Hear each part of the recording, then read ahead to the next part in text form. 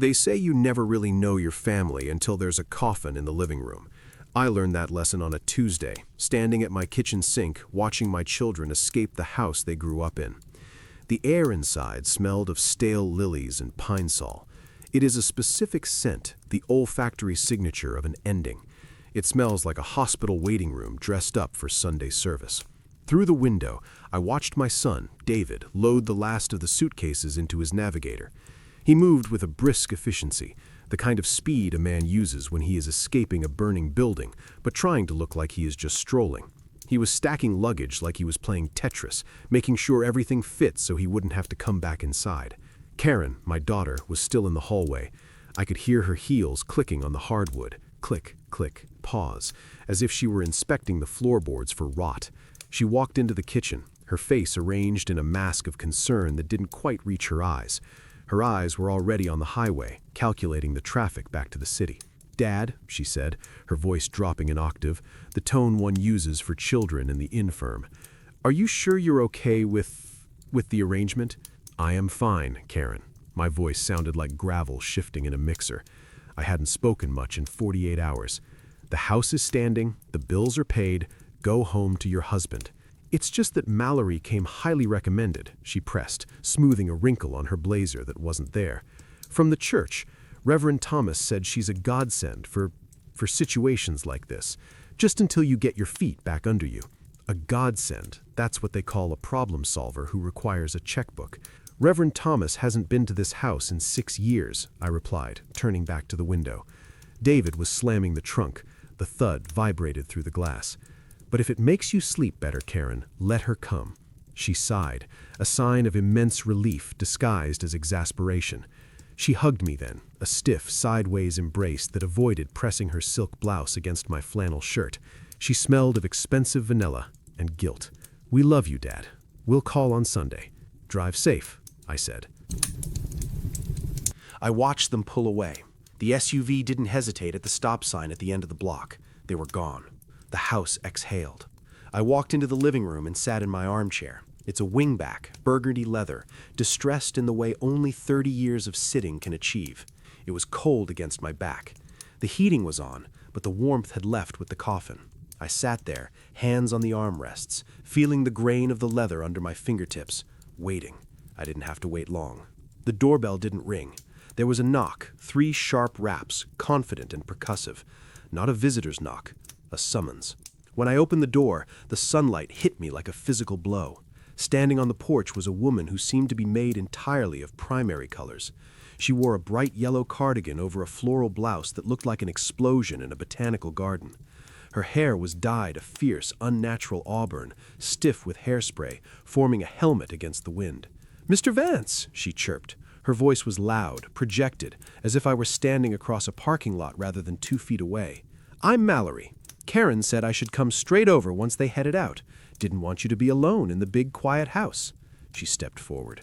I didn't move back. For a second, we occupied the same threshold, a subtle contest of territory. She didn't blink. She just smiled wider, a display of teeth that looked expensive and sharp. I stepped aside. Not out of politeness, but because I wanted to see what she would do when the gate was left open. "Come in," I said. She breezed past me, bringing a gust of wind and a perfume that smelled of artificial peaches. She carried a canvas tote bag that looked heavy. "Oh, look at this space," she said, her eyes darting around the foyer, scanning the hallway, the staircase, the living room. "So much history." She didn't mean history. She meant inventory. I closed the door, locking the deadbolt. The click echoed. "It's a house, Ms. Just Mallory. Please, Arthur. Can I call you Arthur? We're going to be great friends." She walked into the living room without waiting for an invitation. I followed, my steps slow and deliberate. I have a bad knee, a souvenir from a construction site in '84, but I don't limp. I just take my time. I watched her move. She didn't walk through the center of the room. She walked the perimeter. She paused at the mantel. Margaret had collected porcelain figurines, Ledreau mostly. She loved the muted colors, the elongated forms of sadness and grace. There were 12 of them arranged on the oak shelf above the fireplace. Mallory stopped in front of the shepherdess with duck. It was Margaret's favorite. I watched Mallory's hand rise. She didn't admire it. She didn't lean in to look at the detail of the porcelain folds. She reached out and picked it up. She turned it over. I saw the movement of her eyes. She wasn't looking for a maker's mark to appreciate the artistry. She was checking the stamp to assess the resale value. Her thumb brushed over the glaze, lingering, calculating. It was a tactile appraisal. "Careful," I said. The word was soft, but it landed in the room like a stone. She jumped, just slightly, a micro-flinch. She set the figurine back down, but she didn't place it exactly where it had been. She rotated it 5 degrees to the right. A tiny disruption. A mark. "Oh, don't worry, Arthur," she laughed, turning to face me. The smile was back, plastered over the calculation. "I have hands like a surgeon. I just love beautiful things. Your wife had exquisite taste." She did. She also hated people touching her things. Mallory's smile didn't waver, but her eyes hardened. Just for a fraction of a second, the nice church lady mask slipped, revealing something cold and reptilian underneath. Then it was gone. "Well, we have plenty of time to get used to each other," she said, clapping her hands together. "Now, Karen mentioned you might be hungry. I saw some casseroles on the counter, but that's so heavy, isn't it? All that cream and salt, not good for the blood pressure. How about I make us some tea? We can sit and chat, get the lay of the land." She was already moving toward the kitchen before I could answer. She walked with a proprietary air, as if she had already measured the square footage and decided where her own furniture would go. I moved back to my chair and sat down. I gripped the armrests until my knuckles turned white. The house was silent again, save for the sound of cabinet doors opening and closing in the kitchen. She was looking for mugs. She was opening drawers she had no business opening. I looked at the shepherdess on the mantel. It was still turned slightly to the right, looking away from the others. The invasion had begun. It wasn't an army storming the beaches. It was a woman in a yellow cardigan turning my life 5 degrees to the right, seeing if I would notice. I noticed. I reached into my pocket and felt the cool metal of my pocket watch. I wound it, the tiny gears grinding against the tension. I wasn't going to argue with her, not yet. You don't fire your artillery at the first scout you see. You wait until they bring the main force into the kill zone. I heard the whistle of the kettle. It shrieked through the house, a warning siren that only I seemed to understand. The sound of the invasion was not a gunshot, but the screech of felt pads dragging across hardwood. I woke to it on Tuesday morning. It was a low, grinding vibration that traveled up the legs of my bed and settled in my molars. I dressed slowly, flannel shirt, buttoned to the neck, suspenders snapped into place. I do not go downstairs in a robe. A general does not inspect the front lines in his pajamas. When I reached the bottom of the stairs, the geography of my life had been altered. The living room, the space where Margaret and I had spent 35 years watching the evening news and reading paperbacks, was unrecognizable. The Purian rug, the one we bought in '98, the one with the deep indigo center that Margaret said looked like midnight, was gone. In its place was bare, exposed floor, the wood paler than the rest of the room, like the skin under a bandage that has just been ripped off. Mallory was bent over the heavy oak coffee table. She was shoving plastic sliders under its clawed feet.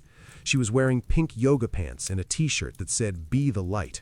"What are you doing?" I asked. My voice was rusty, a gait that hadn't been oiled. She straightened up, breathless but beaming. Sweat glistened on her forehead. "Good morning, Arthur. I didn't want to wake you. I'm just doing a little feng shui, a little safety sweep." "Where is the rug?" I asked. "Rolled up in the garage," she said, waving a hand dismissively. "Those fringes? They're practically a snare trap for your ankles. At your age, a fall is the beginning of the end. We can't have that, can we? I have walked across that rug every day for 20 years. I have never tripped. There's a first time for everything," she countered, her tone bright and brittle. "And this table, it's a shin buster. It blocks the flow from the hallway to the kitchen. If you needed to get to the phone quickly, well, it's just an obstacle." She gave the table a shove. The heavy oak, a beast of a piece that had taken myself and my brother-in-law 20 minutes to maneuver through the front door, slid effortlessly across the floor. It looked ridiculous, sliding like a puck on ice.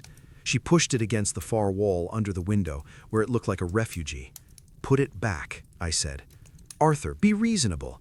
She placed her hands on her hips. It was the stance of a kindergarten teacher dealing with a toddler who refused to nap. "I'm doing this for you. Karen asked me to make sure the house was mobility friendly. You don't want to break a hip and end up in a facility, do you? You want to stay here." There it was, the threat wrapped in cotton. Do what I say or you go to the home. I walked over to the spot where the table had been. The indentations from its feet were still visible in the varnish, 4 little craters marking where stability used to live. I felt a surge of heat in my chest, a tightening of the old valves. I wanted to grab the table and drag it back. I wanted to scream, but I didn't. I saw her watching me. She was waiting for the outburst. She was waiting for the senile agitation. If I shouted, she would call Karen. She would say I was becoming difficult. The phone rang. It was on the side table, which she had fortunately not yet relocated. I picked it up. "Dad?" It was David. "She's moving the furniture, David," I said, cutting straight to the point. "She rolled up your mother's rug. She shoved the oak table against the wall. The room looks like a dance hall." "Dad, calm down," David said. He sounded tired.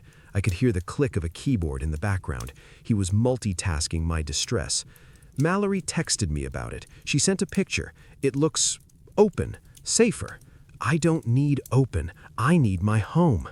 "Look, we're all worried about you falling. Mom isn't there to, watch out for you anymore. If Mallory thinks it's a hazard, just let her move it. It's just stuff, Dad. It's just furniture. Be open to change." Just stuff. I looked at the empty space in the center of the room. That stuff was where Margaret rested her teacup every night at 8 p.m. That stuff was where we laid out the blueprints for the deck we built in '92. It wasn't wood and varnish. It was the physical evidence that we had existed here. "You're paying her to dismantle my life," I said quietly. "I'm paying her to keep you safe, so I don't have to worry every time the phone rings," David snapped. Then he softened, the guilt kicking in.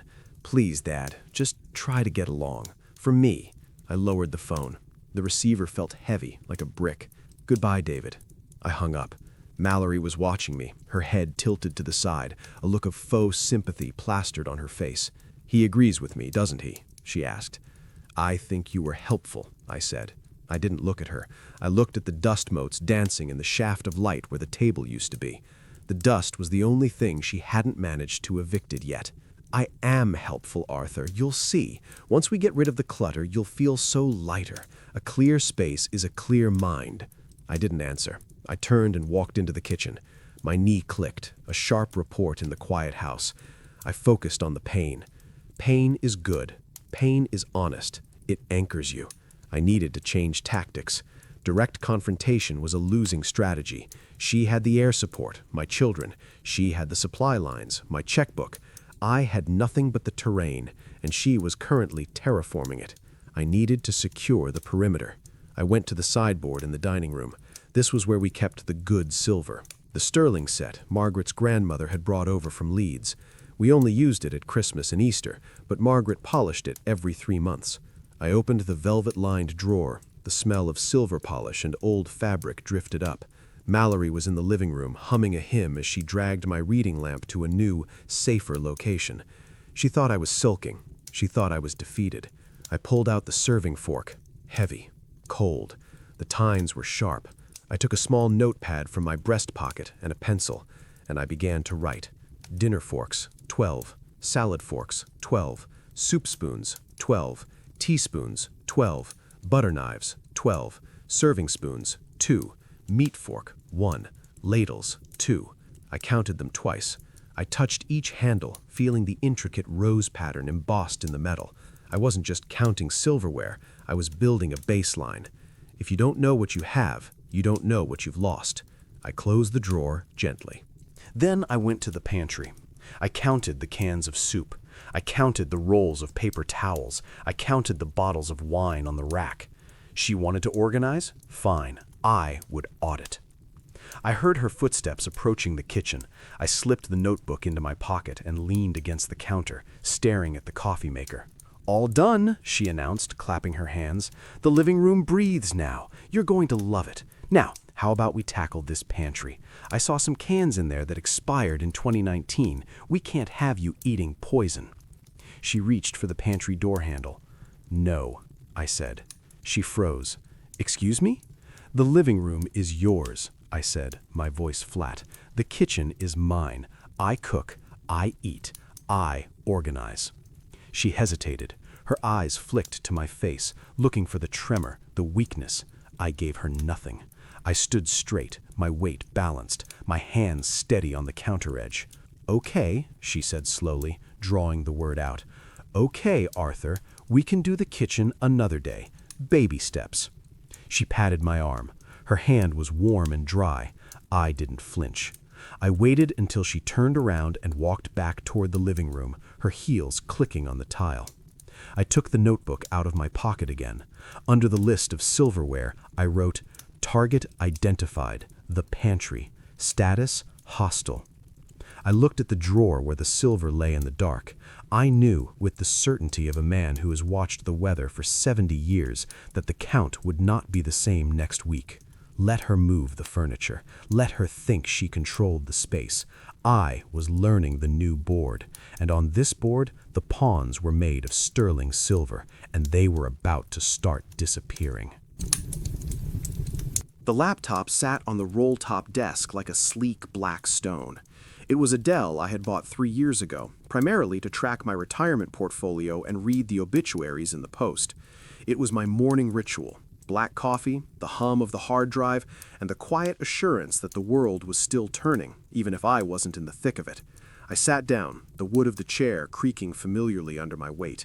I typed in my password, Margot 1974. It was the year we bought the house. The screen shuddered. Incorrect password. I frowned.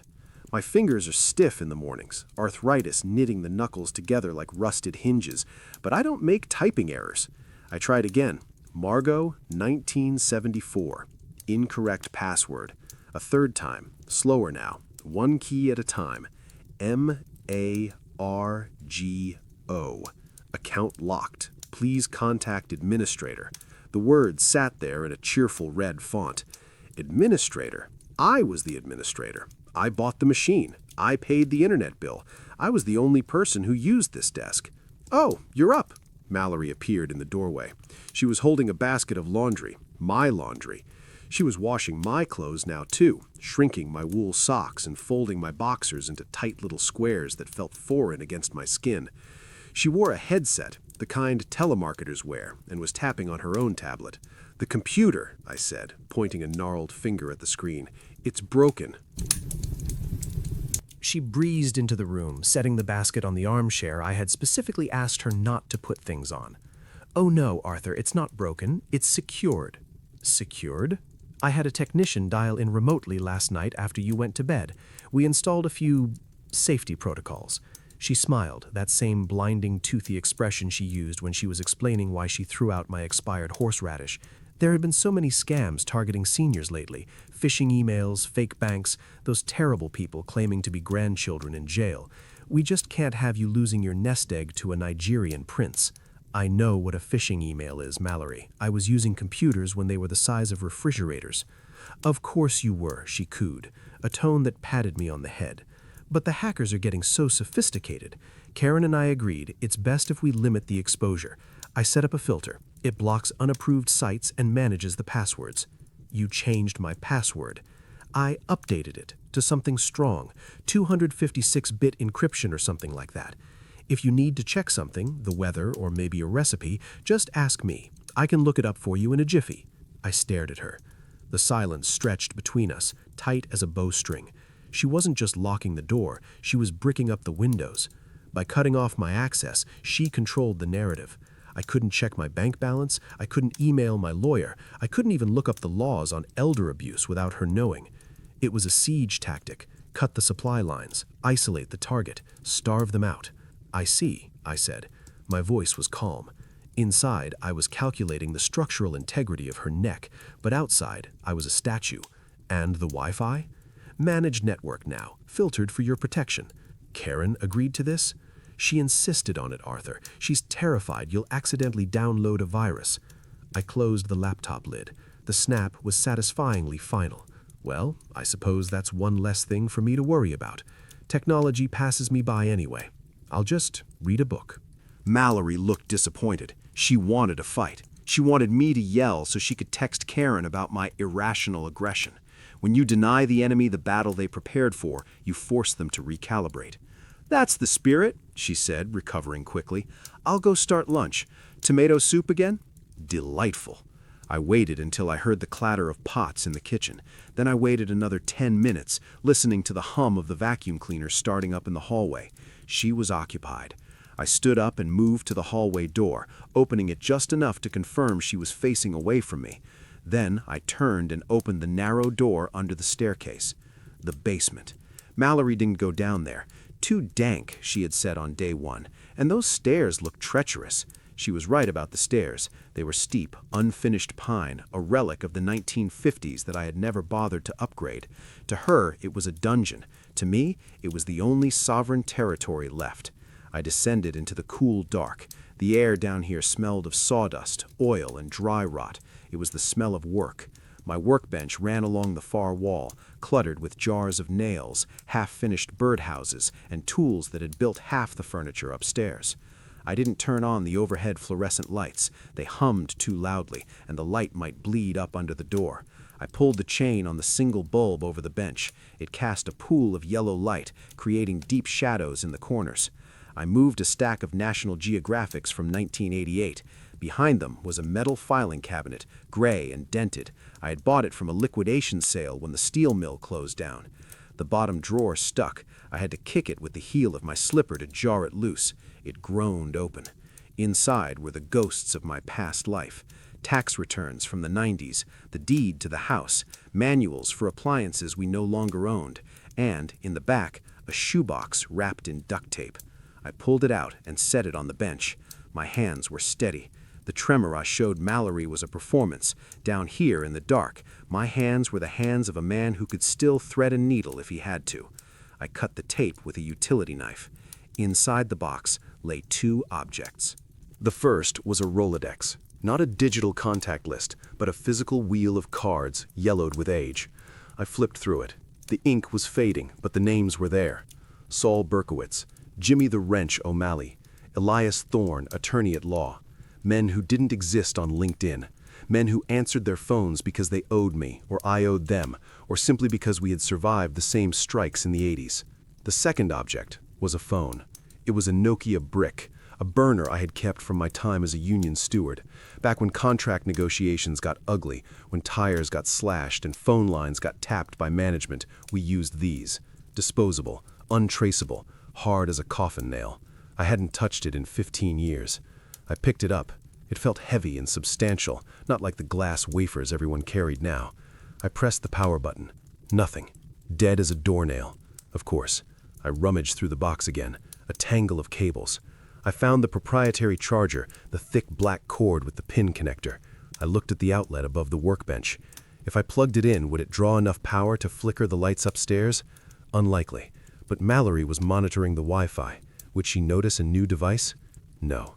This wasn't Wi-Fi. This was cellular. It operated on frequencies she couldn't filter with her parental controls. It was an analog hammer in a digital glass house. I plugged it in. I waited. For a minute, the screen remained black. I felt a pang of despair. Had the battery corroded? Had time finally eroded my last line of defense? Then, a flicker. A small green battery icon appeared in the center of the monochrome screen.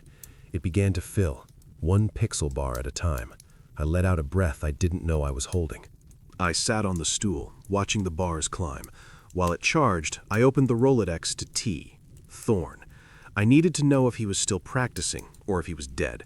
If he was dead, I was in trouble. If he was alive, he was the only lawyer in the city who knew how to hide money where the IRS and predatory housekeepers couldn't find it. I checked the signal strength on the phone as it powered up. 2 bars. Not great, but enough to send a text.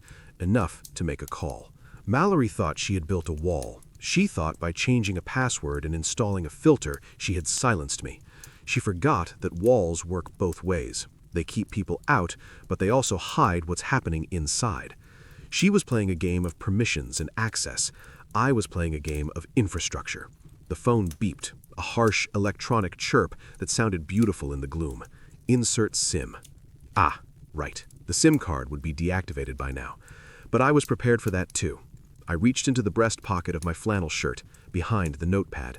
I pulled out a prepaid SIM card I had bought at the gas station 3 months ago, when I first noticed Margaret getting sick, when I first realized that the vultures would eventually circle.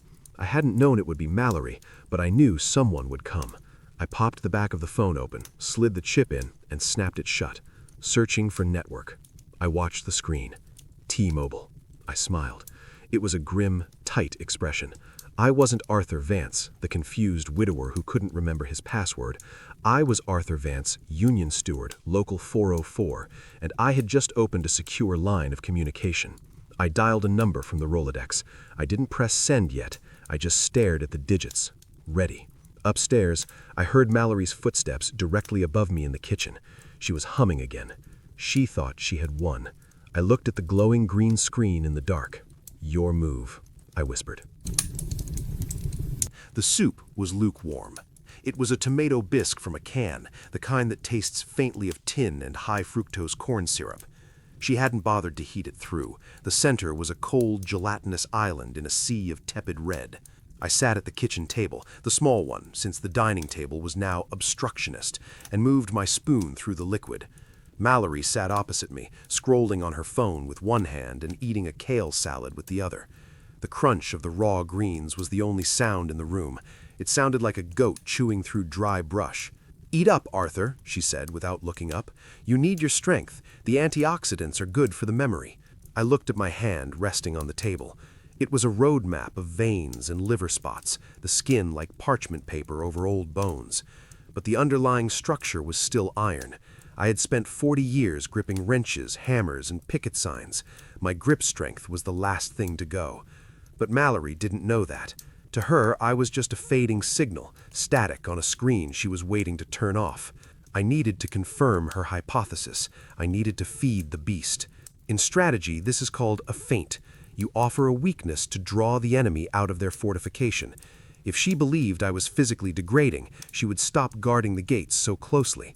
Arrogance is a slow poison, and I intended to pour her a full glass. I reached for my tea. It was in a ceramic mug, heavy and hot.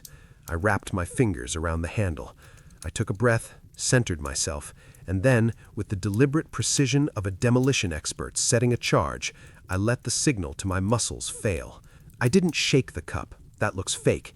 Instead, I simply relaxed the tension in my forearm and wrist, letting the natural tremors of age, usually suppressed by will, amplify. I let my thumb slip. The mug jerked. Tea, scalding hot Earl Grey, sloshed over the rim. It hit the back of my hand, burning like a wasp's sting. I didn't pull back. I let the spasm continue, the cup rattling against the saucer, tipping, until it fell over completely. Brown liquid flooded the placemat. It dripped onto my lap, soaking into my trousers. "Oh!" I gasped, letting my voice crack. "Oh, damn it! Damn it all!" I stared at the mess, my hand hovering over it, trembling violently now. This part wasn't acting. The adrenaline of the burn and the humiliation of the performance made the shake real. Mallory's head snapped up. I watched her eyes. This was the critical moment. A caregiver would show alarm. A friend would show concern. Mallory showed neither.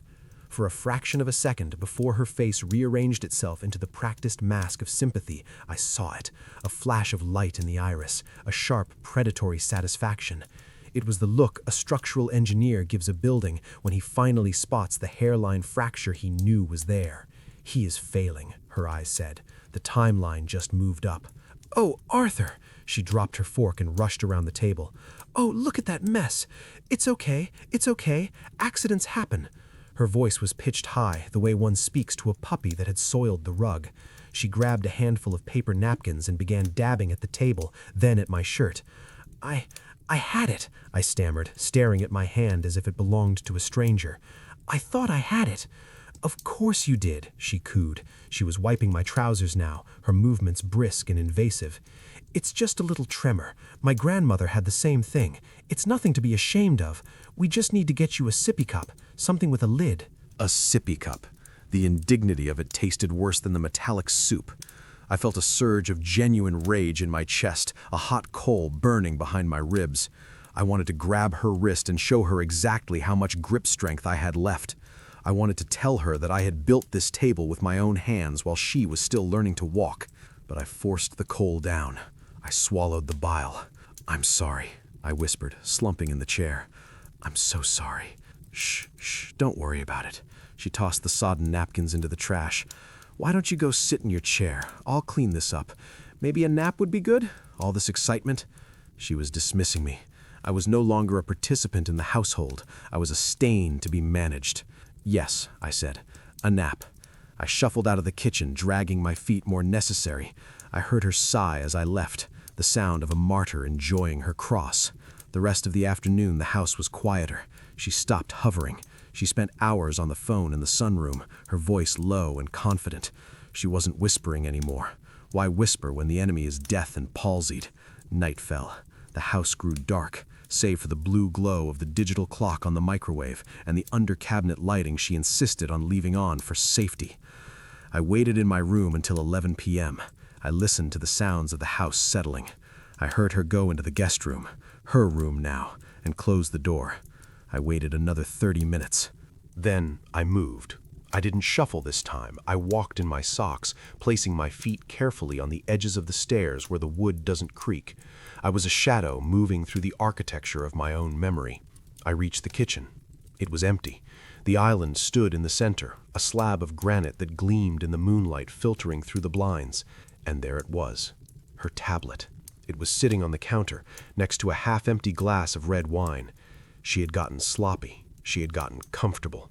She thought the old man was upstairs, crying into his pillow about his shaking hands. I approached the island. My heart was hammering against my ribs, a steady, heavy rhythm. Thump, thump, thump. I looked at the screen. It was dark. I reached out, my hand steady as a rock, and tapped the glass. The screen flared to life. It was locked, of course. A keypad prompted for a passcode. But I wasn't trying to unlock it. Not yet. I was looking at the notifications stacked on the lock screen. There were 3. 2 were from Facebook, useless chatter. The third was a text message. It had arrived 10 minutes ago. The preview was visible. Sender, consultant, Greg. Message, papers are ready. If the tremor is real, we push for medical incapacity next week. Did you get the signature on the bank draft? I stared at the words. The white text on the black background burned into my retinas. Medical incapacity. That was the endgame. They weren't just going to steal the money. They were going to declare me incompetent. They were going to warehouse me in a facility so they could pick the bones of the estate clean without a witness. Greg, I whispered. The name tasted like ash. I heard a floorboard creak overhead. I froze.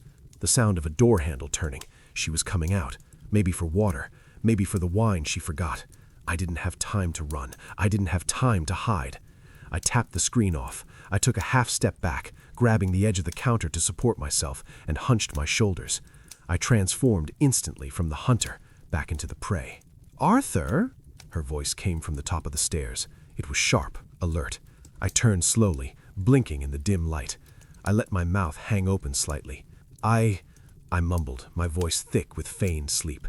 "I wanted water." She descended the stairs, clutching her robe tight. She looked at me, then at the tablet, then back at me. Her eyes narrowed. She was assessing the distance. Could I have read it? Was I coherent enough to understand it? "It's late, Arthur," she said, her voice dropping into that dangerous, sugary register. "You shouldn't be wandering around in the dark. You might fall." She walked past me to the island. She picked up the tablet and clutched it to her chest. I was thirsty," I repeated. "Go back to bed," she commanded. It wasn't a suggestion. "I'll bring you a glass." I turned and shuffled toward the stairs. I kept my head down. I let my hand trail along the wall for balance. But as I climbed the steps, leaving her in the kitchen, a cold, hard smile formed on my face in the darkness where she couldn't see it. Greg. I had a name. And I had a timeline. Next week. I reached the top of the landing and looked toward the basement door. I didn't need water. I needed to make a phone call. The tunnel was dug. Now it was time to light the fuse. The Wednesday afternoon light was gray and flat, filtering through the windows like dirty water. The house was hermetically sealed.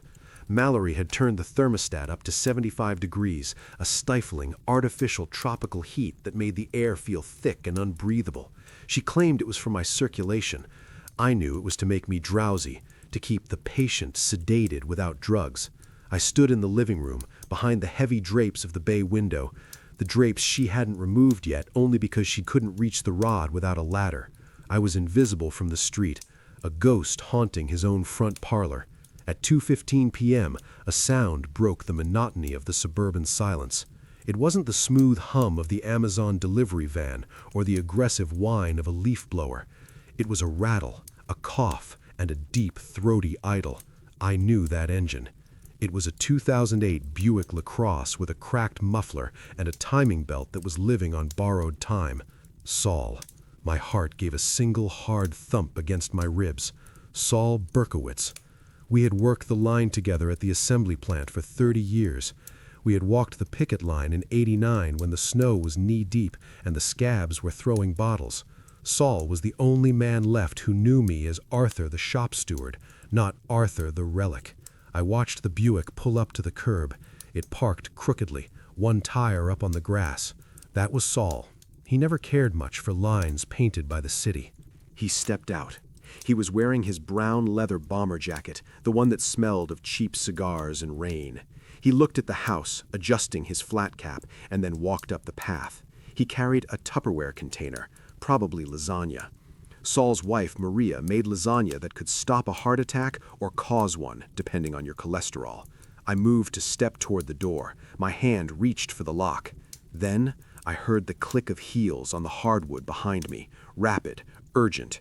"I'll get it," Mallory sang out from the kitchen. She didn't walk, she sprinted. She moved with the speed of a perimeter guard spotting a breach in the wire. She beat me to the door by 10 feet. I stopped in the archway of the living room, retreating into the shadow of the bookcase. I needed to see this. I needed to see how the wall was built. She opened the door before Saul could ring the bell. She stepped out onto the porch and pulled the door almost shut behind her, leaving only a crack. She put her body between the visitor and the interior. It was a classic bouncer move, interdiction. I moved silently to the side window, the narrow one that looked out onto the porch. I pressed my face close to the glass, careful not to fog it with my breath. I could see them in profile. Saul was smiling, holding up the Tupperware. I couldn't hear the words clearly through the double-paned storm glass, but I could read the body language. He was offering the food. He was asking to come in. He gestured vaguely toward the living room, probably saying something like, "Is the old bear awake?" Mallory's performance was Oscar-worthy. Her shoulders slumped. She brought her hands together over her heart in a gesture of profound theatrical pity. She shook her head slowly. I saw her lips move. I read the shapes. He's not having a good day. Saul's smile faltered. He said something else, pointing at the car, then at himself. "I'll just stay for a minute." Mallory reached out and touched Saul's arm. It looked gentle, but I knew the pressure she was applying. It was a stop, a barrier. She shook her head again. She pointed to her own temple, then made a circular motion. Confusion, disorientation. Then she said it. I saw the enunciation clearly, crisp and distinct. He doesn't recognize anyone today. The lie hit me like a physical slap. It was elegant in its cruelty. It didn't just bar entry, it severed the history. It told Saul that the Arthur he knew was already dead, replaced by a husk that would only look at him with blank, terrifying eyes. Saul deflated. The wind went out of him. He looked at the Tupperware in his hands as if it were suddenly heavy. He looked at the door, then at the window where I was standing. I froze. Every instinct in my body screamed at me to bang on the glass, to shout, to throw the heavy ceramic lamp on the side table through the pane and roar, "I am here. I am sane. She is a liar." My hand twitched, raising halfway to the glass, but I stopped. If I banged on the window, if I screamed and waved my arms, what would Saul see? He would see a man wild-eyed with rage. He would see a man looking frantic, disheveled, and aggressive. He would see exactly what Mallory had just told him to expect, a man losing his mind. She had set the stage so that my defense would look like confirmation of my insanity. It was a checkmate. I lowered my hand. I stood still as a statue, breathing through my nose, forcing the air deep into my diaphragm. Control, discipline. Don't give her the ammunition. Saul handed the Tupperware to Mallory. She took it with a nod of solemn gratitude. He patted her shoulder. consoling the jailer for the burden of the prisoner, and turned away. He walked back to the Buick. He looked older than he had 5 minutes ago. His shoulders were hunched. He didn't look back at the house. He got in, the engine coughed to life, and he drove away. I watched him go until the Buick turned the corner and vanished. The front door opened. Mallory breezed back inside, the cool air clinging to her cardigan. "Who was that?" I asked. I stepped out of the shadows. My voice was raspy, but steady. She didn't jump. She just turned, holding the lasagna like a trophy. "Oh, just a delivery, Arthur," she said effortlessly. "Wrong house. Someone looking for the Millers down the street. I sent them along." I thought I heard a familiar engine. "Just a noisy muffler, dear. Nothing to worry about. Look, I found this on the porch, though. Someone left a casserole. A secret admirer, maybe." She laughed, a light tinkling sound that made my teeth ache. "I'll put it in the fridge. Might be good for later." She walked into the kitchen, humming. She had stolen my friend. She had stolen the truth, and now she was stealing my lasagna. I turned back to the window. I didn't look at the empty street where Saul had been. I looked past it. I looked at the car parked 3 houses down, under the shade of the neighbor's overgrown maple tree. It was a gray Honda Civic, late model, nondescript. It had been there when I woke up. It was still there now. Most people wouldn't notice a gray sedan. It's the camouflage of suburbia. But I noticed. I noticed that it was parked too far from the curb. I noticed that the sun visor on the driver's side was down, obscuring the face of whoever was sitting inside. And I noticed that it had arrived at 8:45 a.m., exactly 15 minutes after Mallory arrived. I reached into my pocket for the small notepad and the stub of a pencil I kept there now. I raised my field of vision, squinting through the trees. Plate, KXY 492. I wrote it down. Vehicle, Honda Civic, gray. Time, 14:20. Status, loitering. The consultant, Greg. If he was watching the house, he was waiting for something, or he was guarding the asset. Mallory thought I was cut off. She thought that by turning Saul away, she had isolated me completely. She didn't realize that by removing the distractions of friendship and social obligation, she had given me something else. She had given me focus. I tore the page out of the notebook and folded it until it was the size of a postage stamp. I tucked it into the lining of my slipper. "Mallory," I called out toward the kitchen. "Yes, Arthur? I think I will take that nap now. I feel tired." "Good idea. Rest is best." I walked toward the stairs. I wasn't going to sleep. I was going to the basement. I had a license plate to run, and I knew a guy in the DMV who owed Saul a favor. And since Saul wasn't here to call it in, I would do it for him. The isolation was complete. The silence was absolute. Perfect conditions for a counterinsurgency. Most people wouldn't notice a gray sedan. It's the camouflage of suburbia. But I noticed. I noticed that it was parked too far from the curb. I noticed that the sun visor on the driver's side was down, obscuring the face of whoever was sitting inside. And I noticed that it had arrived at 8:45 a.m., exactly 15 minutes after Mallory arrived. I reached into my pocket for the small notepad and the stub of a pencil I kept there now. I raised my field of vision, squinting through the trees. Plate, KXY 492. I wrote it down. Vehicle, Honda Civic, gray. Time, 14:20. Status, loitering. The consultant, Greg. If he was watching the house, he was waiting for something, or he was guarding the asset. Mallory thought I was cut off. She thought that by turning Saul away, she had isolated me completely. She didn't realize that by removing the distractions of friendship and social obligation, she had given me something else. She had given me focus. I tore the page out of the notebook and folded it until it was the size of a postage stamp. I tucked it into the lining of my slipper. "Mallory," I called out toward the kitchen. "Yes, Arthur? I think I will take that nap now. I feel tired." "Good idea. Rest is best." I walked toward the stairs. I wasn't going to sleep. I was going to the basement. I had a license plate to run, and I knew a guy in the DMV who owed Saul a favor, and since Saul wasn't here to call it in, I would do it for him. The isolation was complete. The silence was absolute. Perfect conditions for a counterinsurgency. The dining room table, once the site of Thanksgiving feasts and arguments over Monopoly, was now a battlefield of bureaucracy. Stacks of manila folders, bank statements, and tax returns were arranged in neat, intimidating piles. Mallory sat at the head of the table, wearing a pair of reading glasses she didn't need, looking like a judge presiding over a sentencing hearing. "It's a mess, Arthur," she said, tapping a red pen against a folder labeled Assets. "A real mess. Multiple small accounts, old bonds, insurance policies from the 90s. The probate court is going to have a field day with this.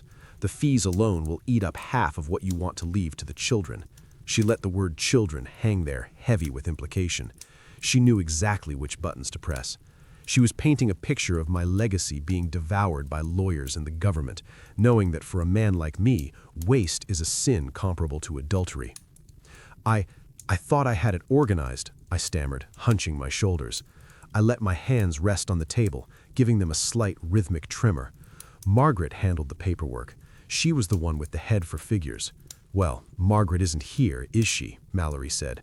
Her voice was soft, but the edge was sharp enough to shave with. "And the children? Well, they have their own lives. They're busy. They don't have time to untangle this." She leaned forward, the predator closing the distance.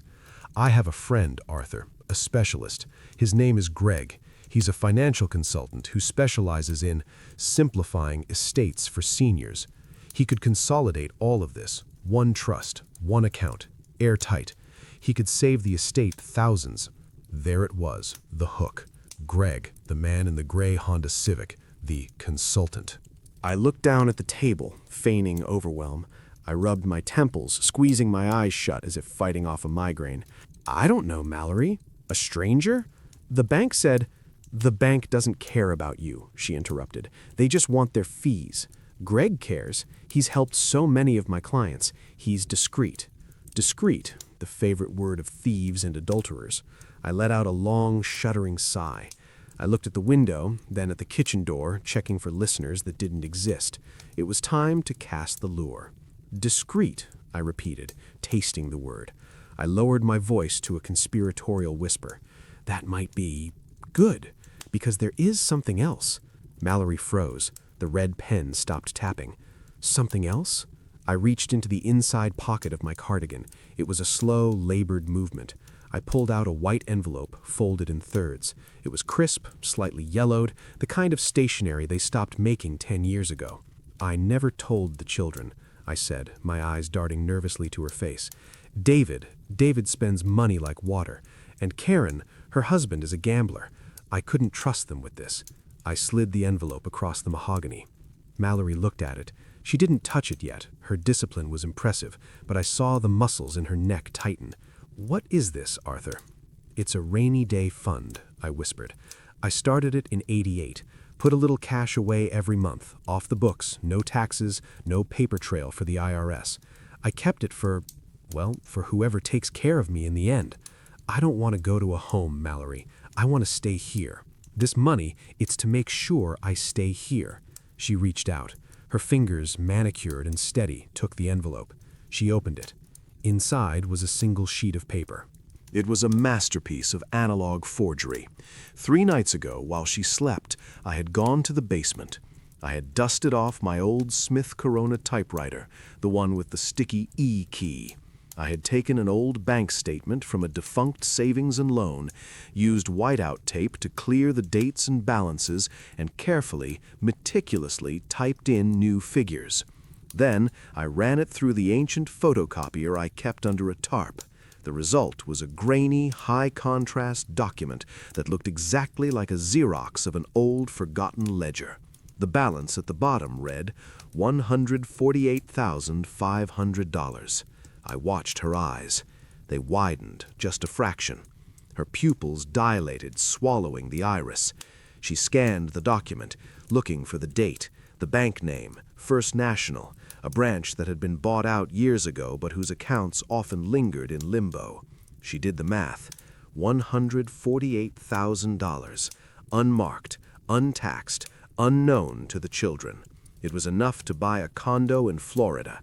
It was enough to walk away from this grift a winner. She looked up at me. The mask of the concerned church friend was slipping. Beneath it, I saw the raw, naked hunger of a shark that smells blood in the water. "Arthur," she said, her voice breathless, "this is significant." "It's my safety net," I said, pleading with my eyes. "But I don't know how to access it anymore. The codes, my memory, it's all getting fuzzy. I'm afraid if I tell David, he'll just take it and put me in a facility anyway." I reached out and covered her hand with my shaking one. Her skin was cool. "If your friend, if this Greg can help me secure this, if he can make sure this is used for me, for my care here." I let the sentence trail off. I was offering her the keys to the kingdom. I was giving her permission to rob me, framed as a request for protection. She pulled her hand back, but she kept the paper. She folded it and slid it under the assets folder, burying it like a treasure map. "I think Greg can definitely help with this," she said. Her smile was different now. It wasn't the bright, fake smile she used for the neighbors. It was a genuine smile. It was the smile of a woman who just realized she doesn't have to work for the next 5 years. "In fact, I think we should call him today. Strike while the iron is hot, right? You think he can come?" "Oh, he'll come," she said. "For this, he'll make time." She stood up, gathering her phone. "I'm going to make a call, Arthur. You just sit there. You relax. We're going to fix everything." She walked into the kitchen, closing the door behind her. I sat alone at the dining table. I stopped shaking. I leaned back in the chair and looked at the spot where the envelope had been. Greed is a powerful engine, but it has no brakes. She saw the number, but she didn't check the routing code. If she had, she would have seen that the routing number on that statement belonged to the Department of Corrections Commissary Fund, a little joke I picked up from a client in 1995. She was going to bring the wolf into the house. She was going to bring Greg here to my table to sign papers for an account that didn't exist, and when they did, they would commit wire fraud, conspiracy, and attempted grand larceny, and they would do it while sitting 3 feet away from a tape recorder I had taped to the underside of this table 20 minutes ago. I picked up my cold cup of tea and took a sip. It tasted like victory. The theft began as a trickle, not a flood. It was the testing of the perimeter, the gentle pressure of a thief checking for loose window latches. I sat in the basement, the single bulb casting long, jagged shadows against the concrete walls.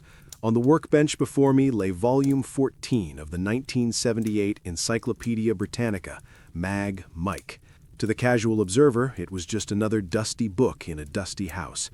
But inside, pages 200 through 450 had been surgically removed with an X-Acto knife 20 years ago, creating a cavity originally intended for a backup pistol.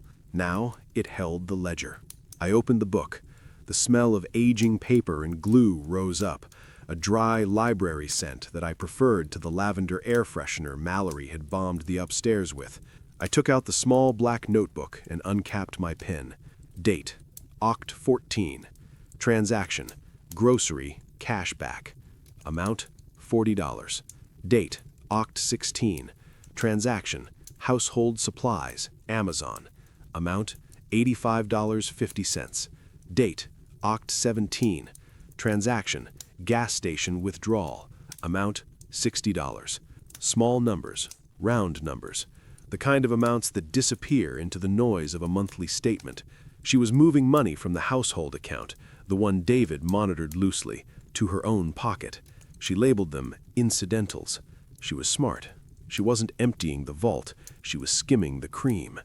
If I were truly senile, I wouldn't notice. If David were paying attention, he would write it off as the cost of doing business. But I wasn't senile, and I wasn't David.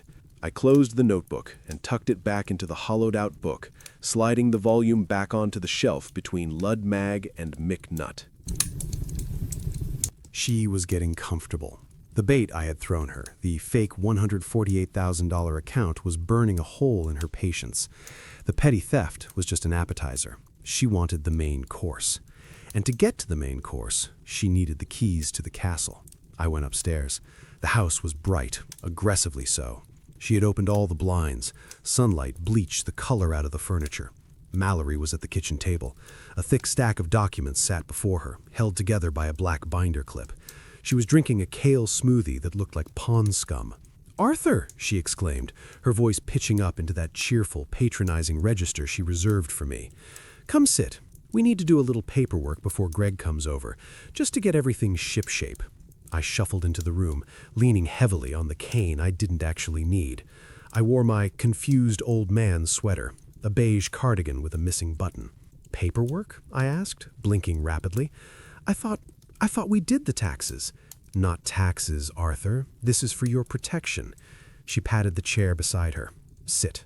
I sat. The wood was hard against my spine. She slid the stack toward me. The top page was thick, creamy bond paper. The words "Durable Power of Attorney" were printed at the top in bold, authoritarian font.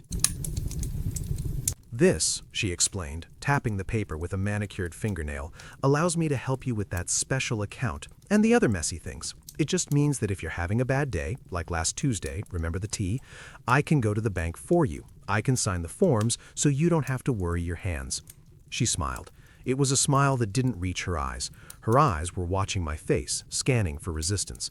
I reached out and touched the paper. I let my hand tremble. "Power of attorney," I read slowly, stumbling over the syllables. "Does this mean, do I lose my house?" No, she laughed, a sound like glass breaking. "Goodness, no. It just means we're a team. It means I can be your hands and voice when you're tired. It's standard. Karen agrees it's for the best." "Karen?" I looked at her, widening my eyes. "You talked to Karen?" "I did. She wants you to sign it, Arthur. She wants to make sure you're safe." A lie. Karen didn't know about this. If Karen knew Mallory was trying to take legal control of the finances, my daughter's greed would war with her laziness, and greed would win. Mallory was going rogue. "I don't know," I mumbled. I pushed the paper away slightly. "It looks complicated. Maybe I should show it to Saul." "Saul?" Her expression hardened instantly.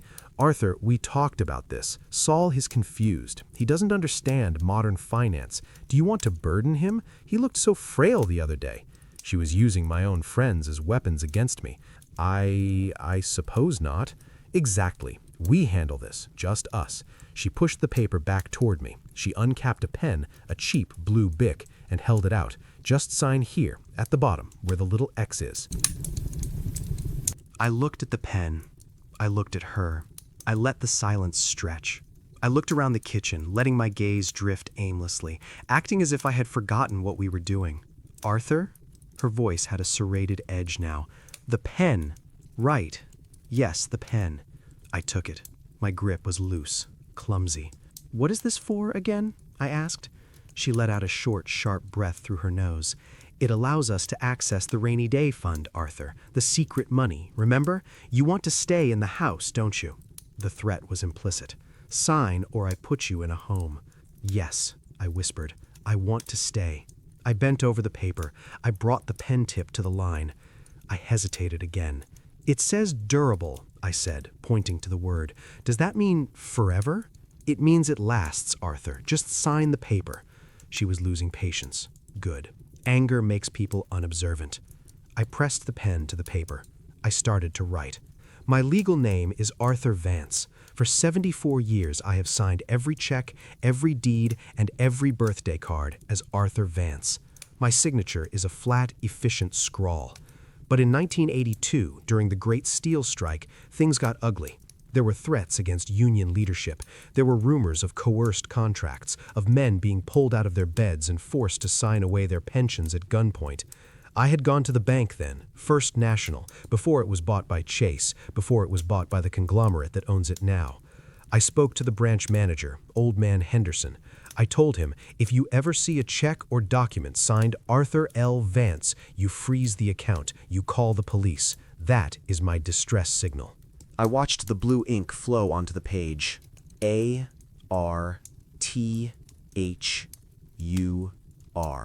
I made the hand shake violently on the R. Then, deliberately, I formed the letter L. L. V-A-N-C-E. I sat back, dropping the pen as if the effort had exhausted me. "There," I wheezed. "Is that right?" Mallory snatched the paper before the ink was dry. She didn't look at the name. She looked at the fact that there was ink on the line. She saw the shape of a victory. "Perfect, Arthur." she said, her eyes gleaming. She practically purred. "You did so well. This is going to make everything so much easier." She slid the document into the folder, snapping the binder rings shut with a sound like a trap closing. "Now," she said, standing up briskly, "I'm going to go scan this and send it to Greg. You stay here. Have another cookie. You've earned it." She walked out of the room, clutching the folder to her chest. I sat at the table, listening to her footsteps retreat. I looked at the kale smoothie. I picked it up and poured it slowly into the potted fern on the windowsill. "Drink up," I whispered to the plant. I rubbed my thumb against the tips of my fingers. The L stood for Louis, my father's name, a man who never let anyone take a dime he hadn't earned. She had the paper. She had the power, or so she thought, but she had just accepted a document that was, by its very nature, a confession of coercion. She had walked right into the kill box, and she was too blinded by the imaginary dollar signs to see the tripwire she had just kicked. I checked my watch. 10:45 a.m. Greg, the consultant, would be here tomorrow. The stage was set. The actors were in place. I stood up, my knee clicking. I didn't need the cane, but I took it anyway. It was a good prop, and in a pinch, it was a hell of a weapon. One more day, I told the empty kitchen. Then we closed the book. The doorbell rang at 10 a.m. sharp. It wasn't the tentative chime of a guest. It was the punctual, insistent buzz of a business transaction. Mallory smoothed her skirt, checked her reflection in the hallway mirror, and shot me a look. "Sit up straight, Arthur," she commanded, adjusting my collar with a force that felt more like a chokehold than a caress. "Greg is a very busy man. We don't want to waste his time."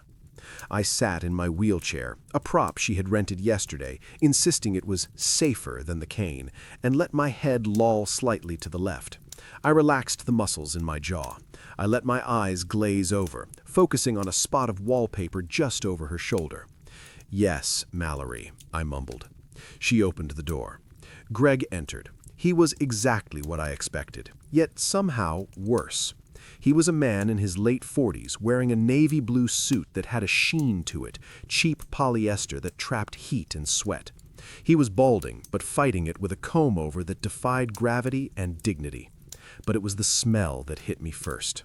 It was a complex bouquet of vice and concealment. Stale cigarette smoke clinging to the fabric of his jacket, overlaid with the sharp chemical sting of wintergreen breath mints. It was the scent of a man who spends his life in the back rooms of bars and the waiting rooms of desperate clients.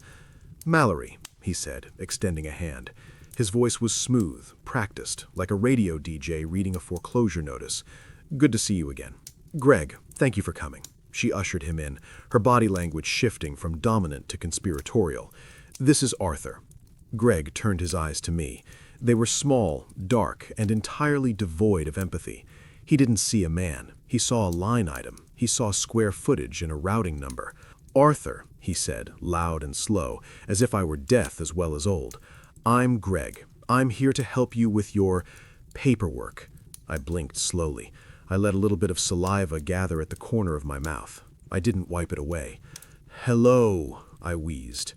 Greg glanced at Mallory. A smirk touched the corner of his mouth. "He looks tired." "He has his good days and his bad days," Mallory said, dismissing my existence with a wave of her hand.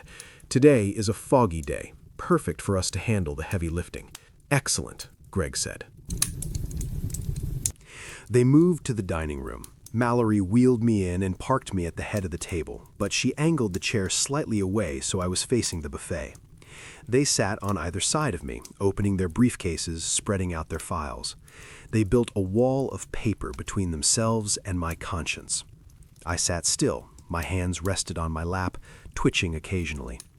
Beneath the heavy oak table, taped securely to the underside of the central support beam, was my old Sony dictaphone. I had placed it there at 4 a.m., checking the batteries 3 times.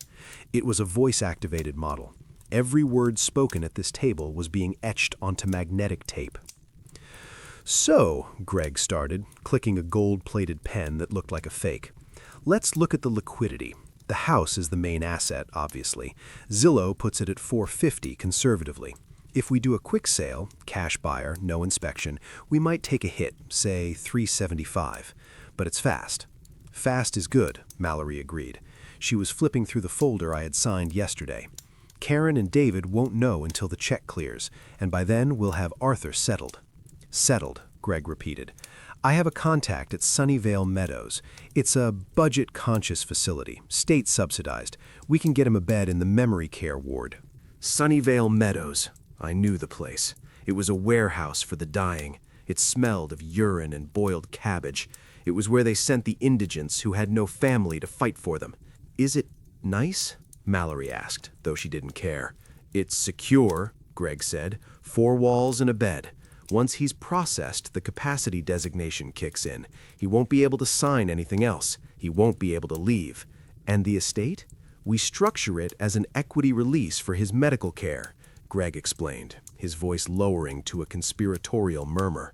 The equity sale proceeds go into the trust we're setting up today. You have power of attorney. You draw a salary as the trust administrator. I take a consulting fee, say 15% off the top, standard practice. 15 is steep, Greg. For the risk and the speed, it's a bargain, Mal. Plus, you said there was another account? The rainy day fund, she whispered. I heard the rustle of paper. She was showing him the forged bank statement, the bait. 148 grand, Greg whistled. Untaxed, off the books. He says he forgot the access codes, but with the POA, we can go to the bank and claim hardship. We can have them reissue the credentials to me. Beautiful, Greg said. I could hear the greed in his voice. It was a wet, hungry sound. We drain that first. Cash withdrawals over 2 weeks. Keep it under 10 grand a pop so the feds don't get flagged. Then we sell the house. What about the kids? Mallory asked. David checks in. David is a busy man with his own debt, Greg scoffed. We send him a letter from the doctor saying Arthur's condition has deteriorated rapidly. We tell him the house had to be sold to pay for specialized 24-hour care. By the time he figures out the money is gone, the LLC will be dissolved and we'll be in the wind.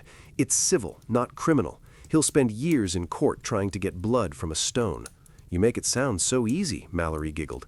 It is easy, Greg said, because nobody actually cares about old people, Mal. They're just inventory, expiring inventory. Inventory. The word hung in the air, heavy and toxic. My hands tightened on my lap, just for a second. I wanted to reach across the table, grab his cheap polyester tie and tighten it until his eyes bulged. I wanted to tell him that this inventory had broken strikes, built bridges, and raised a family, but I did nothing. I let my head dip lower. I let out a soft, confused moan. Margaret? I mumbled. He's out of it, Greg said, his voice dripping with disdain. Lights are on, nobody's home. Sign here, Greg instructed Mallory, and here. This establishes the LLC. This authorizes the transfer of the house title to the trust. I heard the scratch of the pen, the sound of my life being dismantled. Done, Mallory said. The satisfaction in her voice was absolute. All right, Greg said, snapping his briefcase shut. I'll file these downtown tomorrow morning. Once the clerk stamps it, the house is ours. We can list it on Monday. He stood up. The smell of smoke and mints wafted over me again as he leaned in close to my face. Don't worry, Arthur, he sneered. Sunnyvale has great bingo. You're going to love it. He patted my cheek. His hand was clammy. I didn't flinch. I stared through him into the middle distance, focusing on the whir of the tape recorder only I knew was there. Goodbye, Greg, Mallory said, walking him to the door. See you at the bank on Friday, Mal. Bring the ID. The door closed. The lock clicked. Mallory walked back into the dining room. She stood over me, looking at the papers on the table. She picked up the forged bank statement and kissed it. You really are a godsend, Arthur, she whispered. She began to gather the papers. I think I'll go lie down, I said, my voice barely a whisper. Tired. You do that, she said, not looking up. I have some filing to do. I wheeled myself out of the room. It was slow going on the carpet. I reached the hallway, then the living room. I waited until I heard her go upstairs to her office in the guest room. I waited until I heard the shower start running. She was washing off the stress of the heist. I stood up from the wheelchair. I stretched my back, feeling the vertebrae pop. I walked back into the dining room. I knelt down under the table. My knee protested, but I ignored it. I ripped the tape off the wood. I held the small black recorder in my hand. It was warm. I pressed rewind, then play. Nobody actually cares about old people, Mal. They're just inventory. The voice was tinny, but crystal clear. I stopped the tape. I slipped the recorder into my pocket. They thought they had signed a deal to sell my life. What they had actually signed was a confession. And tomorrow, after the sun went down, I was going to make sure it reached the only audience that mattered. At 8 p.m., Mallory stood by the front door, adjusting her scarf. She wore a shade of lipstick that was too red for a Tuesday, the color of a stop sign. "I'm just popping out for a bit, Arthur," she said, her voice bright and airy. "Meeting a friend for coffee. You'll be all right, won't you? I left your warm milk on the nightstand, and your little white pill." "Yes," I rasped, slumping in the hallway chair. "Milk. Good." She locked the deadbolt behind me. "Oh, wait, you can't manage that with your hands, can you?" She frowned, a performance of concern. "I'll lock it from the outside. You just stay put. Don't go wandering." "Stay put," I echoed. She smiled, patted my shoulder with a hand that felt like a claw sheathed in velvet, and stepped out. I heard the heavy thunk of the deadbolt sliding home, then the sound of her car engine revving too high as she pulled away. She was in a hurry. Victory drinks with Greg, no doubt. Champagne tastes on a stolen beer budget. I waited. I counted to 60, then to 100. I listened to the fade of the tires on the asphalt until the only sound left was the hum of the refrigerator. I stood up. I didn't push myself up with a groan. I didn't reach for the wall. I stood up with the fluid, kinetic energy of a man who has been coiled tight for weeks. My spine straightened. The hunch vanished. The palsy in my hands evaporated. I walked to the kitchen sink. I reached into my cheek and spat out the pill she had given me. It clattered into the stainless steel basin, a small white Xanax. I washed it down the drain with a blast of cold water. "Not tonight," I said to the empty room. The house was dark, but I knew the terrain. I moved through the hallway, my socks sliding silently on the hardwood. I was no longer the invalid. I was the night watchman. I was the shop steward walking the floor after the whistle blew, looking for safety violations. And I found one immediately. She had left her laptop on the dining room table. Arrogance. She believed I was too stupid to turn it on, let alone navigate it. She believed the digital wall she built was impenetrable because she thought I was on the wrong side of the generational divide. She forgot that my generation built the hardware she was typing on. I sat down in the chair she had vacated an hour ago. I opened the lid. The screen glowed blue in the darkness, illuminating my face. Enter password. I looked at the hint. B-Day. Amateurs. These people were not master criminals. They were opportunists. They relied on the silence of their victims, not the sophistication of their methods. I recalled her driver's license, which she had carelessly left on the counter on day one when filling out her employment forms. I typed 1981. Incorrect password. I frowned. Maybe she was vain. I typed 1985. Access granted. The desktop opened. It was a cluttered mass of icons, shopping apps, social media, and folders labeled with clients' names. I scanned the grid until I found it. Vance Estate. I reached into my pocket and pulled out a USB drive. It was a Kingston, 32 gigabytes, sturdy and reliable. I had bought it with cash at Best Buy 3 days ago, wearing a baseball cap and sunglasses. I plugged it in. The computer chimed softly. I opened the folder. It was all there. The consulting agreement with Greg's shell company, the draft of the medical necessity letter she planned to send to David, the emails between her and Greg laughing about the easy mark and discussing how to split the proceeds from the rainy day fund. There was even a spreadsheet titled Liquidation Schedule. Line 4, Silverware, Pawn Shop on 4th, estimate $800. Line 5, Arthur's Tools, Facebook Marketplace, estimate $1,500. My tools, my father's hand plane, the level I used to build the deck. I felt a cold, hard anger crystallize in my gut. It wasn't the hot rage of a younger man. It was the icy resolve of an executioner. I selected everything. Control A. Control C. I opened the USB drive folder. Control V. I watched the green progress bar fill up. It was the only light in the room, a slow-moving worm eating away her future. 10%, 45%, 90%. Complete. I ejected the drive. I pulled it out and slipped it into my pocket. It felt hot against my leg. I closed the laptop. I wiped the keys with the edge of my flannel shirt, removing the oil of my fingertips. I set it back exactly as it was, angled slightly toward the window. Phase 1 complete. I went to the basement. I moved quickly now, descending the stairs without fear. I retrieved the volume of Encyclopedia Britannica from the shelf. I took out the black ledger, the one documenting every stolen dollar, every unauthorized transaction, every lie.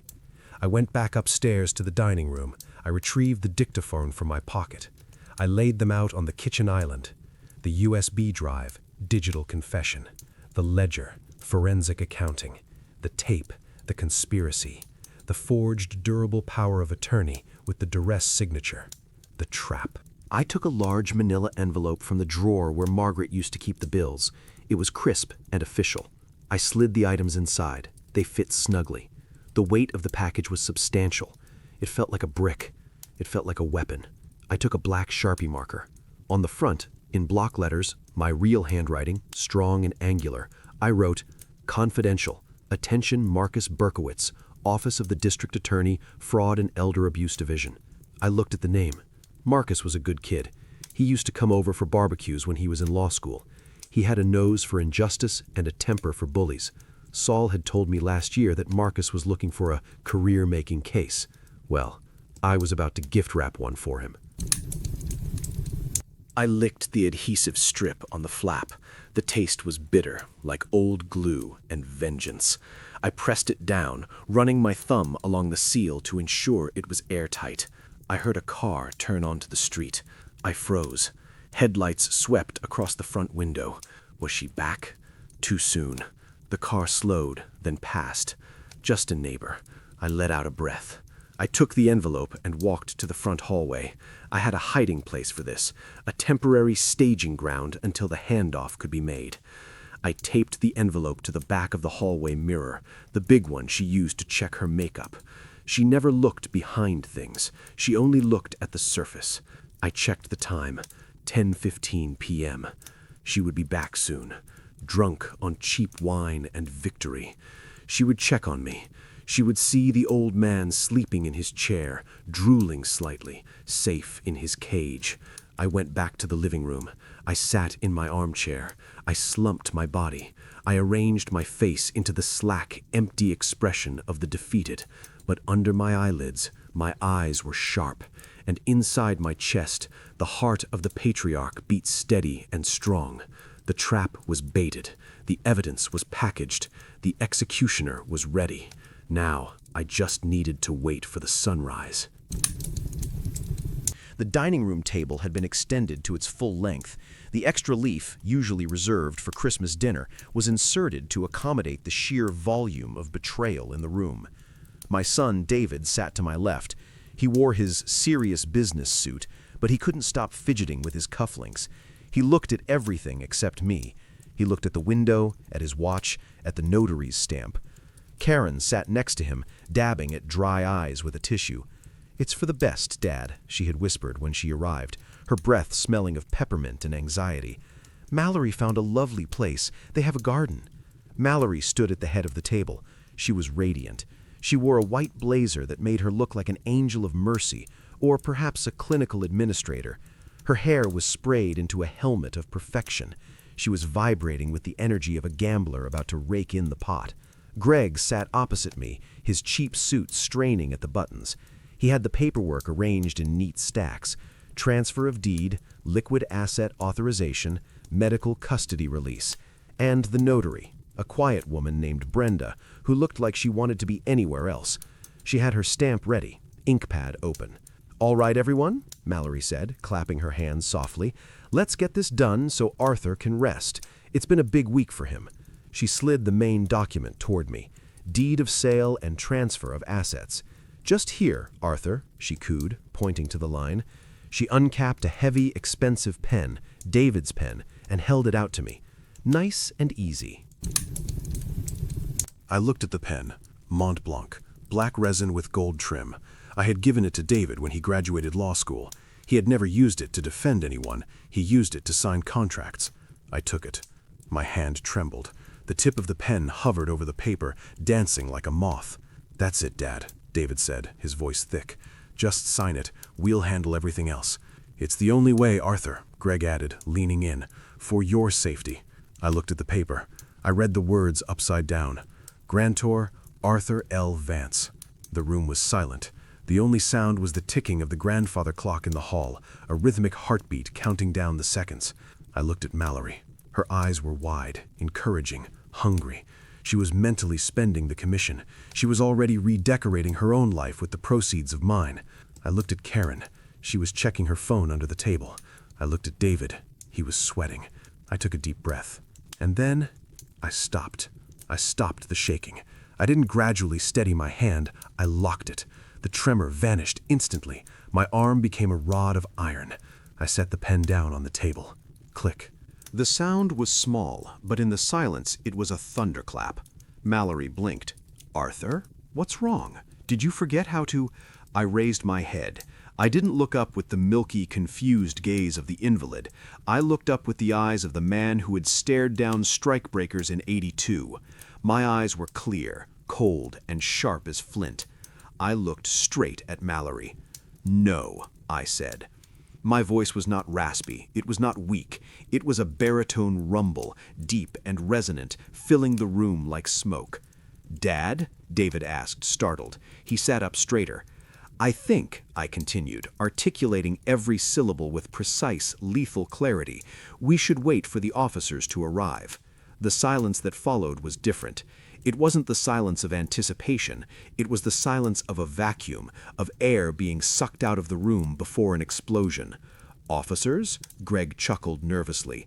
"Arthur, you're confused. There are no officers coming. This is a private signing." "Is it?" I asked. I turned my gaze to him. He flinched. "Because wire fraud, elder abuse, and conspiracy to commit grand larceny are matters of public record, Greg." Mallory's smile faltered. It twitched at the corners, threatening to slide off her face. "Arthur, you're having an episode. David, he's agitated. We need to—" "Sit down, Mallory," I said. I didn't shout. I didn't have to. The command cracked like a whip. She froze. "Dad, what is going on?" Karen asked, her voice shrill. "You're scaring me." "I should hope so," I said. I reached into my jacket pocket, not the cardigan, but my good tweed jacket I had put on this morning. I pulled out the dictaphone. I set it on the table. I pressed play. Greg's voice filled the room, tinny but unmistakable. "Nobody actually cares about old people, Mal. They're just inventory, expiring inventory." Greg's face went the color of cottage cheese. He looked at the recorder, then at me, then at the door. I pressed stop. "Inventory," I repeated. I looked at my son. "Is that what I am, David? Inventory."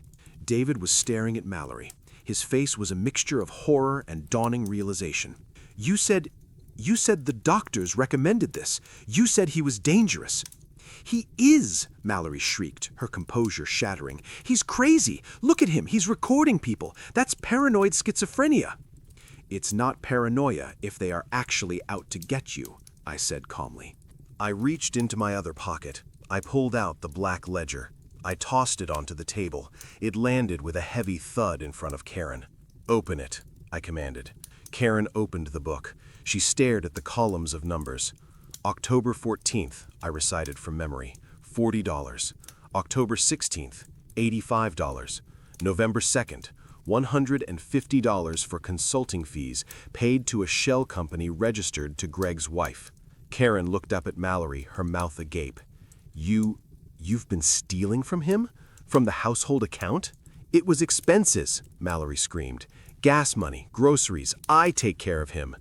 "You take care of yourself," I said. "This is bullshit." Greg stood up, grabbing his briefcase. "I'm not listening to this senile old bat. I'm leaving." "I wouldn't do that," I said. "Watch me." He turned toward the hallway. He took 2 steps. Then the heavy oak front door, which I had unlocked 10 minutes ago, swung open. Framed in the doorway was a man in a trench coat. He was younger than me, but he had Saul's nose and Saul's eyes. Marcus Berkowitz, Assistant District Attorney. Behind him stood 2 uniformed police officers. "Mr. Gregory Stevenson," Marcus asked, stepping into the foyer, "and Miss Mallory Jenkins." Greg stopped. He dropped his briefcase. "Please step away from the table," Marcus said, walking into the dining room. He looked at me and nodded. A respectful nod. "Mr. Vance, we received your package." "Package?" Mallory whispered. She looked at me. For the first time, she really looked at me. She didn't see a victim. She saw the trap. The recording, the ledger, the bank logs, and the power of attorney document signed under duress. I picked up the pen from the table, the Mont Blanc. "I told you I forgot my password," I said to her. "I never forget anything." Mallory slumped into her chair. The white blazer seemed to deflate. She looked small. "Officers," Marcus said, "take them." As the police moved in, handcuffing Greg and Mallory, the room erupted into chaos. Karen was crying, David was shouting at the police, trying to explain, trying to distance himself. I sat still in the center of the storm. I felt the cold leather of the chair against my back. I felt the weight of the pen in my hand. I looked at the empty spot on the table where the deed had been. The house was still mine. The fortress had held. But as I looked at my children, confused, guilty, broken, I realized that while the walls were still standing, the inside had been hollowed out long ago. "Take them away," I said quietly. And for the first time in weeks, my hands were perfectly steady. The officers didn't storm the room. They didn't need to. When the law arrives with a warrant founded on weeks of forensic evidence, it enters with the heavy, inevitable gravity of a rising tide. 2 uniformed officers stepped in, flanking Marcus. They filled the dining room, their utility belts creaking, the smell of gun oil and damp wool displacing the scent of Mallory's perfume. "Nobody moves," one officer said. His voice was bored, professional. Mallory was the first to speak. Her survival instinct was a reflex, faster than thought. She turned to the officers, hands clasped, eyes wide and glistening. "Thank God you're here," she cried, her voice trembling with a perfect manufactured vibrato. "My client, Mr. Vance, he's having a severe psychotic break. He's holding us hostage with paranoia. He's threatened this man." She pointed a shaking finger at Greg. Greg, sweating through his cheap suit, nodded vigorously. "He's crazy. Look at him. He's talking about wires and ledgers. We're just trying to sign his care papers." Marcus Berkowitz didn't look at them. He walked straight to the head of the table. He placed his briefcase on the oak surface, my oak surface, and clicked the latches open. "Miss Jenkins," Marcus said, his voice dry, "we aren't here for Mr. Vance. We're here for the signatories of the Vance Family Trust and the Sunnyvale Consultant Group, LLC. He pulled out a file. It was thick. It was the file I had prepared. "What is this?" Mallory asked. The concern was slipping, replaced by a sharp, jagged edge of outrage. "Who are you?" "I'm the district attorney for the fraud division, and I'm Arthur's friend, or rather, the nephew of his friend." He turned to me. "Arthur, shall we?" I stood up. I walked around the table. My legs felt strong. I stood next to Marcus, facing my tormentors and my children. "The evidence," I said, pointing to the file, page 1. Marcus flipped the cover. There was the bank log I had compiled. "Systematic withdrawals," I explained, looking directly at David. "Starting October 14th, small amounts at first, classified as groceries, but traced to a debit card used at a casino in Atlantic City. Then the larger transfers, the consulting fees." "That's a lie," Mallory shrieked. "I never went to Atlantic City. That was for his medication. It's expensive." "Page 4, I said. Marcus turned the page. It was a photocopy of a receipt. The Golden Nugget, slot parlor, 2 a.m. "I don't play slots, Mallory," I said, "and I haven't been to New Jersey since 1998. Arthur picked up the paper. His hand was shaking. "Mallory, this is your card number." "He hacked me," she screamed. The mask was cracking now, fissures appearing in the porcelain. "He's a tech genius. He told me. He hacked my accounts to frame me." A tech genius? I asked, raising an eyebrow. I thought I was a senile old man who couldn't remember his password. She stammered, trapped in the web of her own contradictions. The signature, I said to Marcus. Show them the signature. Marcus pulled out the power of attorney document she had made me sign yesterday. The ink was barely dry. Look closely, I told the room. I pointed to the bottom line. Arthur L. Vance. So, Greg spat, so you signed it. It's legal. It is not legal, I said, my voice dropping to the temperature of liquid nitrogen. 40 years ago, I filed an affidavit with First National. Any document signed with my middle initial, L, is a distress signal. It indicates coercion. It indicates that I am signing under threat of harm or incarceration. I looked at Brenda, the notary. She had gone pale. She started packing her stamp away, trying to vanish into the wallpaper. I signed that paper, I continued, because this woman told me that if I didn't, she would put me in a state facility. She used the threat of isolation to extort control of my estate. I was trying to help you, Mallory yelled. Her face was red now, ugly and twisted. The church lady was gone. The grifter was exposed. You ungrateful old bastard. I cleaned your house. I fed you. You fed me lukewarm soup and lies, I retorted. And speaking of gratitude, I said, the tape. I reached for the dictaphone still sitting on the table. David, Karen, listen closely. I pressed play. I fast-forwarded.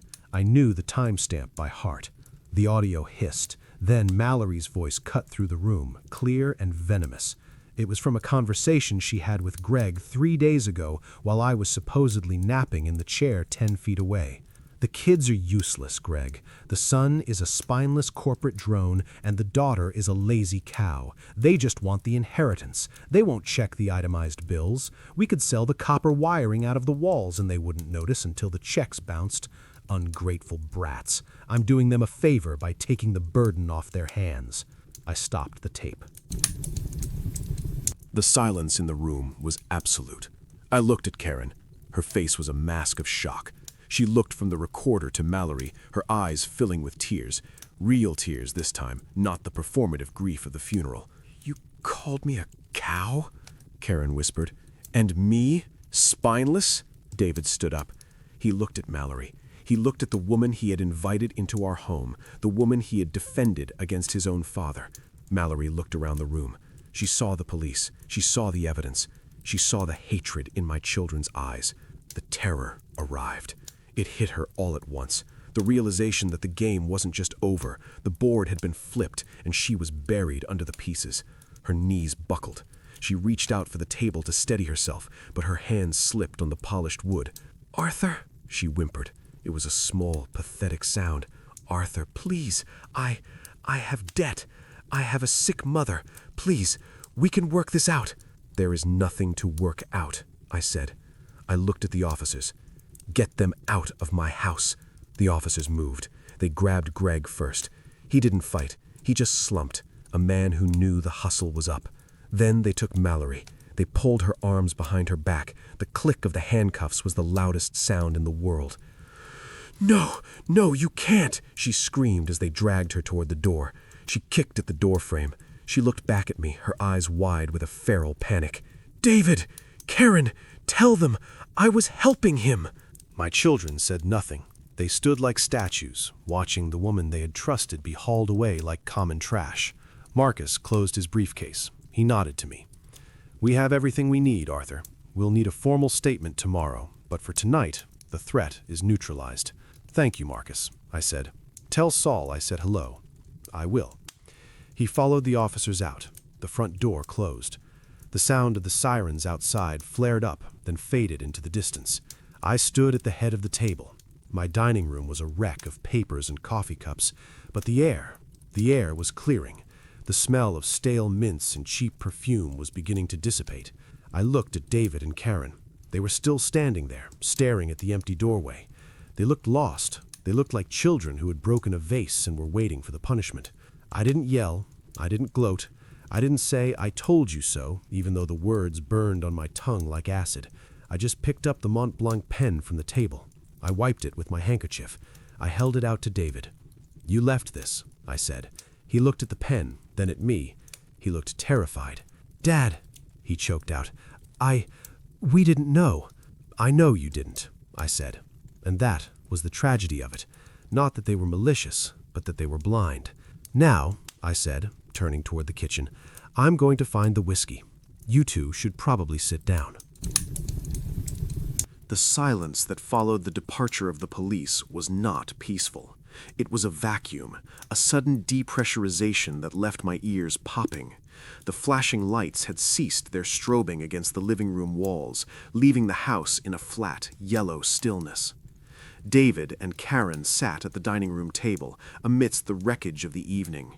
The table was strewn with the debris of the battle, the tape recorder, the ledger, the open briefcase, and a half-empty cup of cold coffee that Mallory had been drinking before the handcuffs clicked.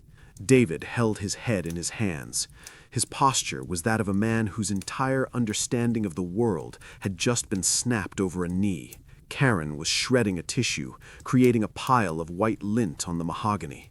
"Dad," David said. His voice was cracked, unrecognizable. I don't know what to say." "Then don't say anything," I replied.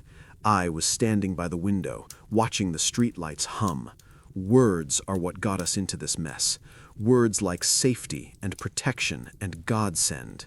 "We thought she was helping," Karen whispered, looking up. Her eyes were red, rimmed with the salt of genuine shame. "She was from the church. She had references." "She had photocopies," I corrected, "and she had a target." I turned to face them. They looked small. When they were children, I had looked at them and seen potential. Now I looked at them and saw vulnerability. They were soft. They had lived lives of air-conditioned offices and digital transactions, where trust was a default setting, not something earned in blood. They had forgotten that the world is a place where wolves wear cardigans. "I'm so sorry, Dad," David said, the words catching in his throat. We almost let her take everything." "You did, but I took it back." I walked over to the table and picked up the ledger. I closed it. The weight of it felt good in my hand, solid, factual. "What happens now?" Karen asked. "The trial? The hearing?" "Marcus handles the law. I handle the house." "We can stay," David offered quickly, sitting up. "I can take a few days off work. Karen can rotate in. We won't leave you alone here, not after this." "No," I said. "But Dad—" "No." I rested my hands on the back of my chair. The wood was warm.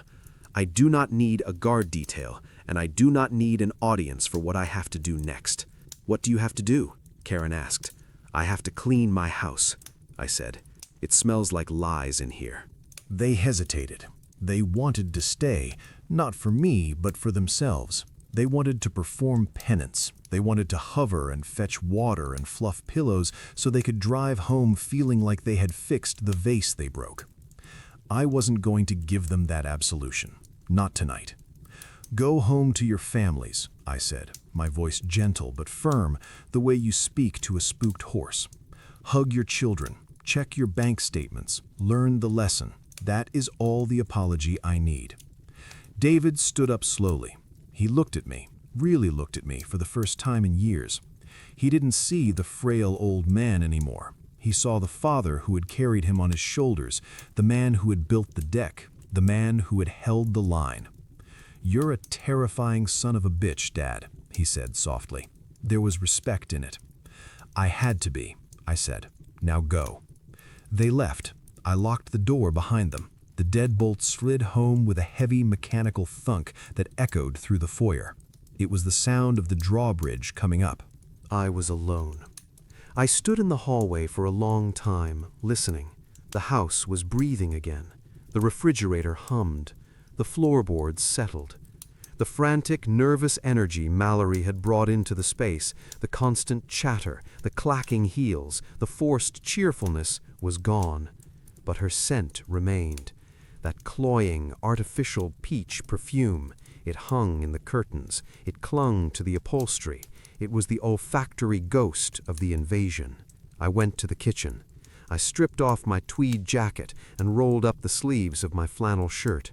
I filled a bucket with hot water, scalding hot. I added vinegar and lemon juice, sharp, acidic, cleansing smells. I grabbed the stiff-bristled scrub brush from under the sink. I started in the dining room. I scrubbed the table where she had sat. I scrubbed the spot where Greg had rested his sweaty hands. I put my back into it, the bristles rasping against the wood, stripping away the polish, stripping away the memory. I moved the furniture. I went to the living room and grabbed the heavy oak coffee table, the one she had pushed against the wall for safety. I gripped the edge. My knees protested, a sharp spike of pain shooting up my leg, but I welcomed it. Pain is honest.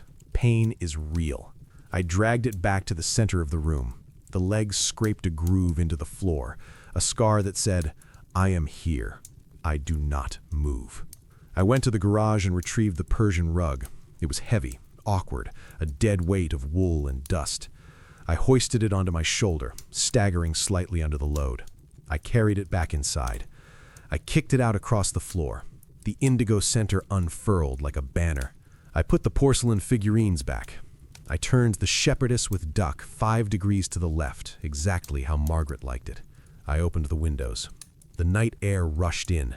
It was cold, crisp, smelling of wet leaves and asphalt. It chased out the stale heat, the lavender air freshener, the smell of betrayal. I let the wind scour the rooms. I worked for 2 hours. I swept. I dusted. I wiped down the door handles she had touched. I took the throw pillows she had bought, cheap, synthetic things with slogans like "Live, Laugh, Love," and I shoved them into a garbage bag. I tied the knot tight. By midnight, my back was screaming. My hands were raw and red from the hot water.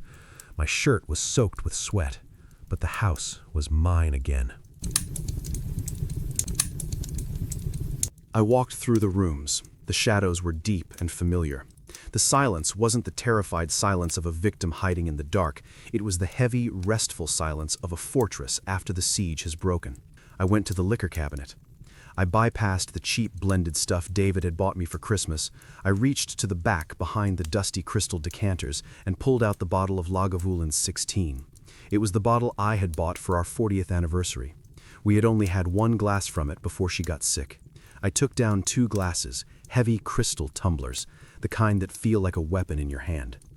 I carried the bottle and the glasses to the living room. I sat in my wingback chair. I placed the second glass on the side table, next to the empty space where Margaret's chair used to be. I pulled the cork. The sound was a soft pop like a small caliber round. The smell of peat and smoke drifted up, a rugged, ancient smell. I poured. 2 fingers for me, 2 fingers for her. The amber liquid caught the light from the street lamp outside. It looked like liquid gold, like saved time. I sat back. The leather groaned, accepting my weight. I looked around the room. The rug was back. The table was back. The enemy was in a cell downtown, and the evidence was in the hands of the law. I had won. But as I sat there, the adrenaline finally fading, the cost of the victory settled on me like a heavy blanket. The house was safe. My money was safe. My dignity was intact. But the house was empty. There was no one to tell. There was no one to turn to and say, "Did you see that? Did you see how I got them?" David and Karen were good children in their way, but they were visitors now. They belonged to their own lives. I belonged to this house and to the past. I had fought a war to protect a mausoleum. I reached out and took my glass. I swirled the whiskey, watching the legs run down the side of the crystal. I looked at the glass on the side table. The liquid sat still, undisturbed. "Well, Maggie," I said aloud. My voice was rough, scraping against the silence. We held the line. I raised my glass to the empty room, to the dust motes dancing in the shaft of light, to the shadows in the corner, to the woman who had filled this house with noise and life and who had left me here to guard the ashes, to the fortress, I whispered. I took a drink. The whiskey burned going down, a hot, smoky fire that settled in my chest. It tasted like earth and peat and survival. I set the glass down. I closed my eyes. The house creaked. The wind rattled the window pane. I listened to it all. I wasn't going anywhere. I was the watchman, and my shift wasn't over yet.